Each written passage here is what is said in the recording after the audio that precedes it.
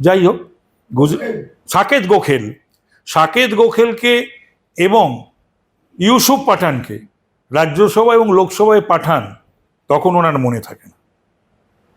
উনি যখন বাংলার রাজনৈতিক, ওনার দলেরই দক্ষ কর্মীদেরকে বঞ্চিত করে উনি যখন শত্রুঘ্ন সিনহা, উনি এত জনপ্রিয় এবং এত ওনার ভাবমূর্তি উজ্জ্বল যে একটা শত্রুঘ্ন সিনহাকে একটা সিট জিততে লাগে, একটা কীর্তি আজাদকে লাগে, এরা সব বাঙালি অস্মিতা ঝরে ঝরে পড়ছে।